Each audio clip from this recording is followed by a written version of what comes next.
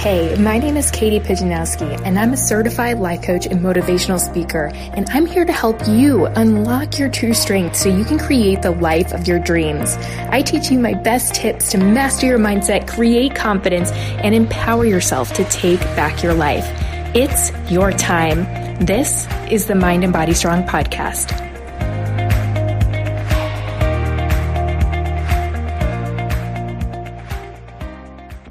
Welcome back to the Mind and Body Strong podcast, my friends. I am super excited to start doing this new series I've decided to call Money Mindset March. I came about this idea because one of my big goals in 2020 is to really pay down debt, get serious about my finances, and build a better relationship with money. So I decided that for the next 4 weeks in March, every single Monday on the podcast, we are going to release new episodes specifically designed to help you build awareness and take small steps to improving your financial story. And I want to give you a few tips on how to get the most out of this training. Number one is to plan out your time, to make time for these trainings.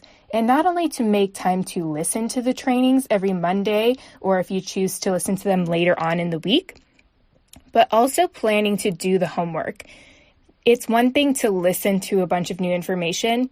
It's a whole nother story to actually put it into practice. So if you really are serious about changing your financial story and getting serious about money so that you can pay down debt, save money, or do whatever you want to do, create this financial freedom that I know so many of us crave, then I really want you to commit to putting in the time to doing this work. And it really doesn't take that long. You could spend 10, 15 minutes on this a week and really take a lot away from this. So definitely plan in your schedule ahead on when you're going to actually do the homework. Number two is have fun. This is going to be so much fun, this journey. I've had a lot of fun learning more about how to improve my relationship with money. And I know that money can be a very taboo topic. We might not really want to talk about it. It's one of those things where we're all supposed to have it and we're not really supposed to talk about it. It's this weird phenomenon in our society. So with this, I want you to remember that this is going to be so much fun. No matter where you're currently standing with your finances, and we're going to really dive into that today, I want you to know that this is going to be a fun process and we're going to take small steps forward in order to get you to where you want to be. Small hinges swing big doors. Always remember that. And number three is to just show up and bring curiosity to your experience. This means no judgment zone, no judgment zone. When we start to judge ourselves for our current experience, what's going on, our results in our life, it creates a lot of negative emotions, which clearly doesn't motivate us to do anything positive towards getting a better result. So when we come to this experience and we're really laying down, where is my money? Where is it all going? And getting honest about that, I want you to remember to release all of the judgment and just be curious about where you might be spending that money, why you might be spending that money, and where you could make small adjustments to realign with spending in a way that makes you feel good. Okay, so those are some ground rules for the next 4 weeks that are really going to help set you up for success. In today's training, we're really going to start by talking about plugging money drains. This is a super important lesson because it's about building awareness around where the heck your money is. Where is your money? Have you ever sat down and actually asked yourself, where am I spending? Have you looked at your debit card lately? If not, that's going to be your first step, is pull up your debit card statements, pull up your credit card statements, and really figure out where is the money going. I want you to find out, do you have any debt? If so, how much do you have? And I want you to look at especially your spending. Where are you spending money the most? Outside of bills and rent and things like that we need to pay, what are the top 3 areas that you find yourself spending money in? This might be most helpful to look back at the previous month that you're listening to this and lay down exactly where you're spending money, the most money in the top 3 categories. and really getting honest about that. When I did this activity, I realized a lot of my money from the previous month was going towards travel, it was going towards eating out, and it was going towards gifts. And so I was able to really look at that and say, okay, well, I had a couple of trips planned this month, so spending that much money this month made sense for me. Plus, spending money in an area such as travel is something that brings me a lot of joy. It's very in alignment with my priorities and my values, because travel and eating out is something that I love to do to be able to explore and connect with people. For me, that was something that was important. Now, if I were to look at my personal debit card statement and see that I spent $500 on shopping, like shoes and dresses and clothes, that would probably be one for me where I would say, that's not really bringing me the most joy right now. Where could I maybe direct that money towards something that's going to make me feel more abundant?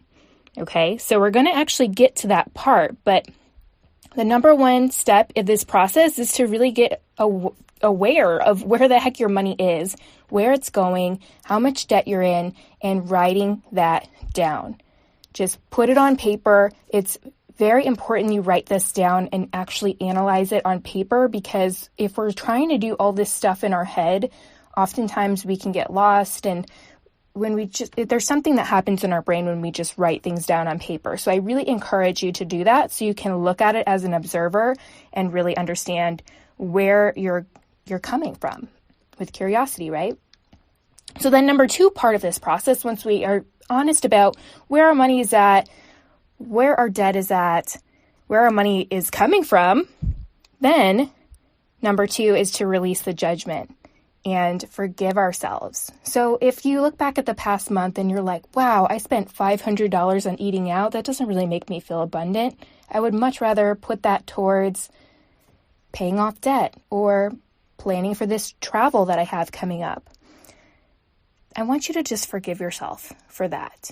So that's something that I really did, is I actually wrote out to myself, I forgive myself for feeling like maybe I didn't deserve to spend that money on travel in my personal situation, and that I should have used that for paying off debt. I choose to believe that I can do both.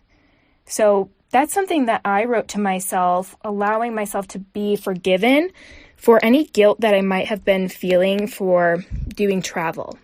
Because I had this thought that came up when I was spending that money is, I should be paying off debt. Well, anytime we say should, we really have to question where that's coming from. And for me, I think it was just a scarcity mindset, that I was spending on something that really did bring me joy. And I was pulling back from that because I felt like I should be doing this. According to who, I don't really know. But anytime we say I should be doing this instead of that, we really need to question where exactly that is coming from, what feelings are coming up when we say that, and identifying what sentences in our head, what thoughts are really causing that to happen, so that we can choose something that feels better and move towards where we actually want to be with that. So take the time to forgive yourself for past money experiences, for not being aware of when the heck your bills came out, for not being responsible with money.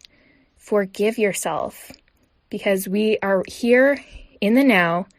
We can't go back and change what has happened. So let's just look back and forgive all of those instances and give ourselves a lot of gratitude for where we're at right now, so that we can be able to find a better place to move forward. That's step 2 of the process. And step 3 is learn how to spend in alignment with your values and your priorities. Like I mentioned in the first part, I really love travel. I really love eating out because it's a experience for me to connect with other people. I really enjoy going to new restaurants and trying new foods. It's something that just brings me a lot of joy. So that's not something I'm willing to give up. I'm not really someone who is going to tell you to just stop spending all your money and do like a no spend month. I don't really truly believe in that, because I think anytime you're putting resistance in your life like that, it's just going to persist. Anytime you resist something, you want it more, right? Well, I'm not going to take away the things that bring me joy, like travel, or right now, bringing me joy is paying off my debt and saving. That's something that I'm doing right now. So you have to find what that means for you. If it's buying yourself a new outfit that month and that makes you feel abundant, then girl, you go for it. But you need to know what that means for you. For me, spending money on an outfit would not feel super abundant for me in this moment. Now, if I spent that money on a travel experience that I have coming up, that would make me personally feel super abundant. And so I am going to spend that money because it's going to bring me into that energy that I need to bring throughout this experience with me.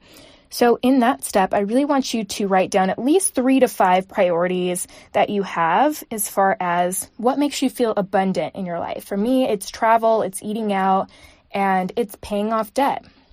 That actually does make me feel abundant because I know I'm working towards financial freedom.